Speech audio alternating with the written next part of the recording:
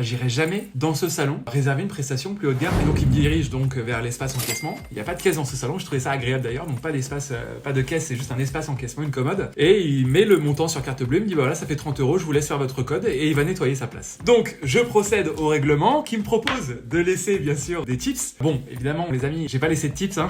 Je suis désolé, j'ai pas laissé de monnaie là pour le coup. La prestation m'a coûté 30 €, donc on voit aussi que pareil, hein, c'est une prestation, on n'est pas à 17 €, on n'est pas à 18, on n'est pas à 20. Pour moi ça vaut pas 30 €, hein, évidemment. Et puis il me dit voilà, à bientôt. Et je suis reparti et lui il était en train de nettoyer sa place. Donc voilà, globalement aujourd'hui, voilà le schéma de la visite. Si j'avais à mettre une note à la prestation, pour moi ça vaut 3,5. Enfin, pas plus en réalité. Et je me dis, waouh, quel boulevard ils ont de développement. Qu'est-ce que je voulais vous dire? À quel point je suis naturel.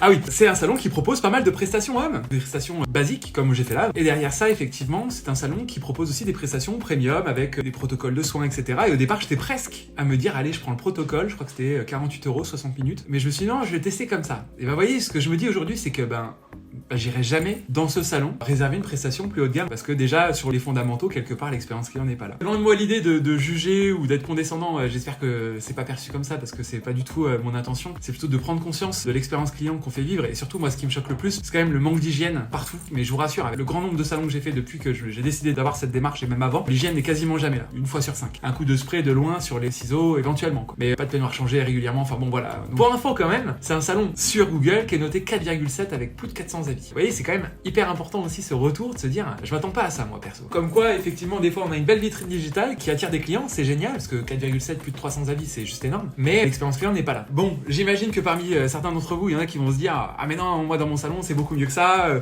où est-ce que t'as été etc. Non les amis, je pense qu'aujourd'hui il y a beaucoup de salons comme tous, hein. Nous en tant que formateurs il faut qu'on évolue, il faut qu'on améliore des choses aussi au quotidien et c'est ce qu'on essaie de faire, on essaie d'être le meilleur possible chaque jour et je pense que chaque professionnel, coiffeur, manager ou restaurateur essaye de l'être au quotidien, mais effectivement je pense que des fois on a la tête dans le guidon et qu'on voit pas forcément les choses. Et c'est l'intérêt d'aller chez d'autres personnes se faire coiffer, même pour un brushing, même pour un coiffage, pour vivre l'expérience, avoir la posture de client et voir plein de choses. Puis de vivre aussi des formations. On travaille pour ça. Faire en sorte que ceux qui viennent avec nous repartent avec un maximum de tips pour améliorer l'expérience client véritablement dans leur salon et qu'on arrête ce débat de tarifs, prestations. Parce que je pense qu'aussi aujourd'hui, oui on peut facturer parce qu'on fait des prestations de dingue, mais il y a aussi l'expérience client autour qui compte à plus de 70%, on le sait aujourd'hui. Écoutez les amis, voilà, je vous partage l'expérience. Dites-moi ce que vous en pensez dans les commentaires, ça vous intéresse. Et si si vous souhaitez que je vous fasse d'autres retours, parce que tous les mois je vais le faire.